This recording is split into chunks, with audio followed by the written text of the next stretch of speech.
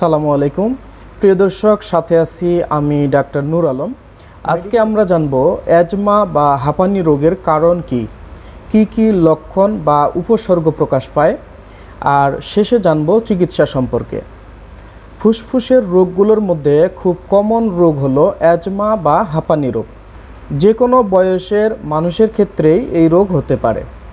হাঁপানি বা অ্যাজমা সাধারণত ছোটোবেলা থেকে শুরু হয়, তবে বয়স বাড়ার পরেও অনেকের ক্ষেত্রে অ্যাজমা বা হাঁপানি রোগ শুরু হতে পারে।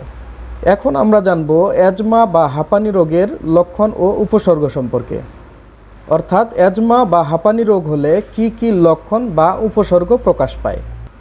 অ্যাজমা বা হাঁপানি রোগের লক্ষণগুলোর মধ্যে অন্যতম প্রধান লক্ষণগুলো হলো, শুরুতে শ্বাসকষ্ট হয়, শ্বাস প্রশ্বাসের সময় শীষ দেওয়ার মতো শো শো শব্দ হওয়া, বুকে চাপ লেগে থাকা, মনে হতে পারে যেন কোনো বেল্ট বুকের চারপাশে আঁটোসাঁটো হয়ে আছে, কাশি হতে পারে।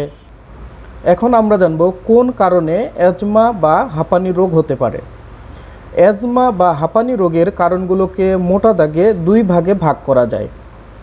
এক নাম্বার হলো ফুসফুসের নিজের কিছু রোগ, যেমন ফুসফুসে বাতাস আনা নেওয়া করে যে শ্বাসনালীগুলো, সেগুলোর ইনফেকশনে শ্বাসনালীগুলো ফুলে ওঠার কারণে অ্যাজমা বা হাঁপানি রোগ হতে পারে।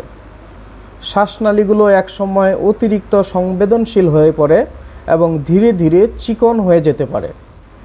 দুই নম্বর কারণ হলো বাইরের কিছু কারণ, যেমন দীর্ঘদিন ধরে অ্যালার্জির সমস্যা থাকলে, অনেক দিন ধরে সাইনোসাইটিসের সমস্যা থাকলে, ধোঁয়া বা ধুলাবালিময় পরিবেশে থাকলে, ঠান্ডা জায়গায় বসবাস করলে বা দীর্ঘক্ষণ ঠান্ডা জায়গায় থাকলে, অতিরিক্ত শারীরিক পরিশ্রম করলে, ঘন ঘন ঠান্ডাজনিত সমস্যা এবং ভাইরাসের আক্রমণের কারণেও কিন্তু হাঁপানি বা অ্যাজমা রোগ হতে পারে।